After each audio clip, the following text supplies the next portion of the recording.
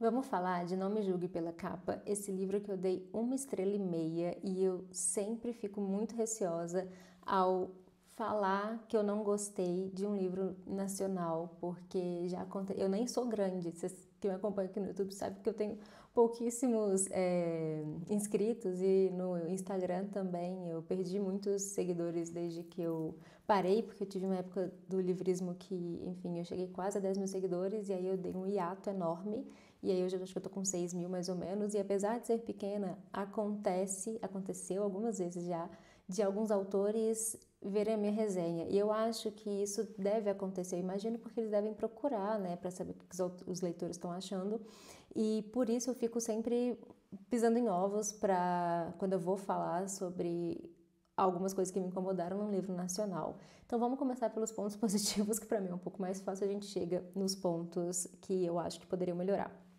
O primeiro dos pontos positivos é que é um livro curto e que eu dei algumas risadas durante a leitura. Só isso. Quando a gente chega nos contras, eu, honestamente, assim, se eu fosse classificar o livro em uma palavra, eu classificaria como um livro ruim. Por quê? Porque eu achei uma sabedoria de boteco, assim, uma sabedoria um pouco rasa. Eu me irritei com algumas partes do livro de tão genéricas que elas eram, assim, eu fiquei, meu Deus, assim, me incomodou muito.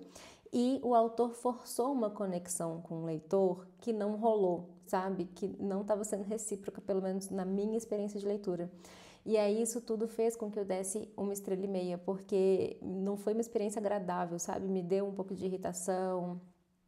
Eu não sei, talvez, de novo, não é querendo dar carteirada, mas talvez isso aconteça porque eu estudo comportamento humano, né? Eu sou graduada em psicologia e, enfim, eu já li muito livro de autoajuda também, tipo a Brené Brown, já li Christine Neff. Christine Neff, inclusive, tem resenha aqui no canal, que são livros que são de autoajuda, e que tem uma mistura de divulgação científica. Então, e eu li esses livros principalmente para conhecer e também para poder recomendar para pacientes.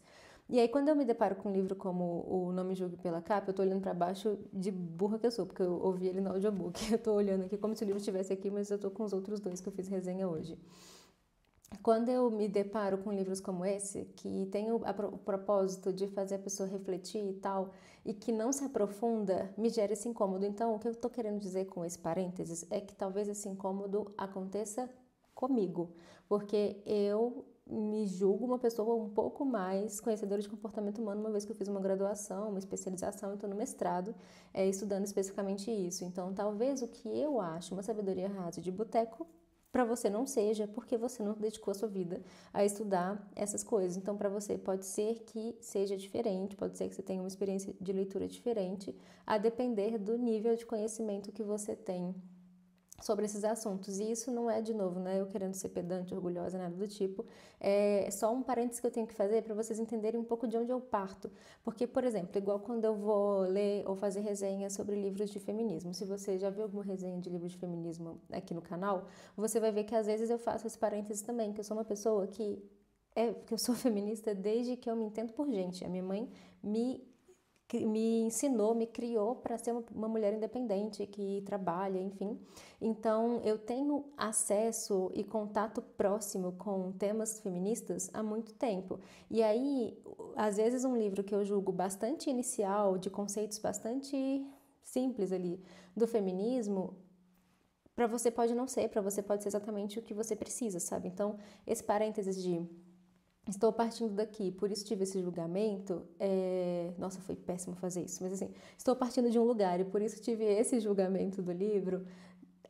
Eu gosto de fazer porque, enfim, acho que vocês entenderam, né? Porque eu gosto que vocês saibam de onde eu parto para falar que é uma sabedoria rasa nesse caso, ou que o livro de feminismo, sobre feminismo ali, é muito para iniciantes, assim, sabe? O que é completamente oposto, por exemplo, quando a gente fala de um livro de política. Como eu não tenho muito conhecimento, como eu não busco muito entender sobre comunismo, sobre alguns conceitos políticos, livros que para muita gente pode ser muito básico, para mim é completamente enriquecedor, me ensina muito, eu vou achar incrível, sabe? Então é mais sobre esse repertório mesmo que eu gosto de falar, tá? Só para ser justa. Então, enfim, como eu disse, eu fico meio pisando em ovos, mas eu gosto de fazer algumas explicações. De qualquer forma, vamos para A biografia do Matheus Rocha, que é o escritor desse livro, ele nasceu em 91, ele é 7 anos mais velho que eu. Ele nasceu em Minas Gerais, no Brasil. A profissão dele é escritor, jornalista e influenciador digital.